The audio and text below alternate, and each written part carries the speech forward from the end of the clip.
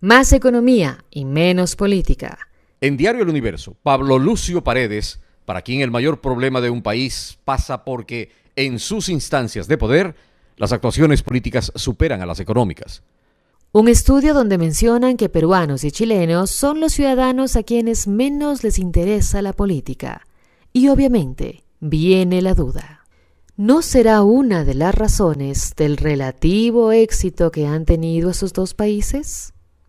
No es bueno entonces que los ciudadanos se interesen en la política, pero ¿no será verdad que las grandes decisiones de un Estado y de una sociedad dependen de una decisión política?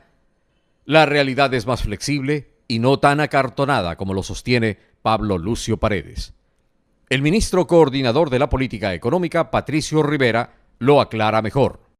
Cuando se hace política pública se toman decisiones políticas, como su nombre lo indica, con instrumentos de carácter técnico, pero que responden a quien tiene el poder. Cuando el poder estaba en manos de los banqueros, la prioridad para recibir recursos eran los salvatajes bancarios y las securitizaciones. Hoy, que el poder lo tiene el pueblo ecuatoriano, las prioridades son hospitales, escuelas, carreteras, becas, hidroeléctricas. La prioridad es nuestra gente. La política no es mala, el poder no es malo. Lo malo es que no se utilice para servir, sino para servirse de él, como lo hicieron gobiernos del pasado. La política económica no es neutra, y aunque utilice conocimientos técnicos, responde a la distribución del poder en la sociedad. Por lo que proponer más economía y menos política es un sinsentido. Por eso, si los ecuatorianos honestos, comprometidos, no nos interesamos en política, como nos quiere sugerir el analista de oposición, quienes van a hacer política serán precisamente los otros, los que utilizaron el poder para servirse, los que nos dejaron hastiados de sus políticas y que hoy pretenden decirnos que todo debe ser técnico. Decisiones políticas con instrumentos de carácter técnico.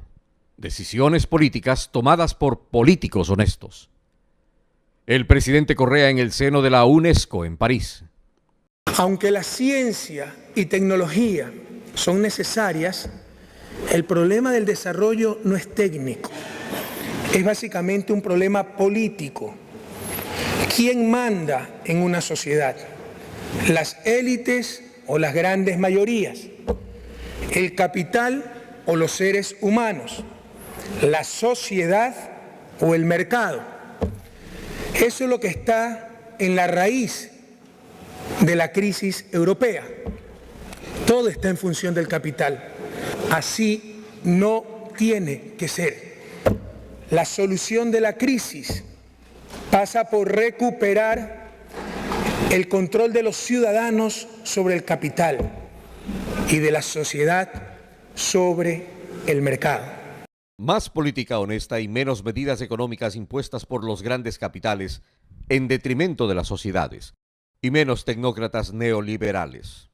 Pero Pablo Lucio Paredes dice que la economía es el mundo del derecho y responsabilidades, la política, el de la imposición. Brillante definición del analista. ¿O sea que el mismo Premio Nobel de la Economía está equivocado? Pues Joseph Stiglitz sostiene que la ciencia económica es una de las grandes responsables de la crisis europea.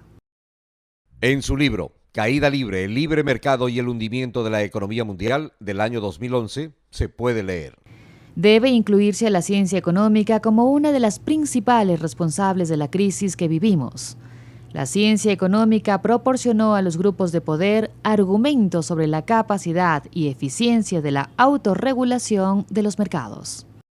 Y como dice el presidente Correa, ideología disfrazada de ciencia. Pablo Lucio Paredes. Más economía y menos política. Lo más destacado del absurdo.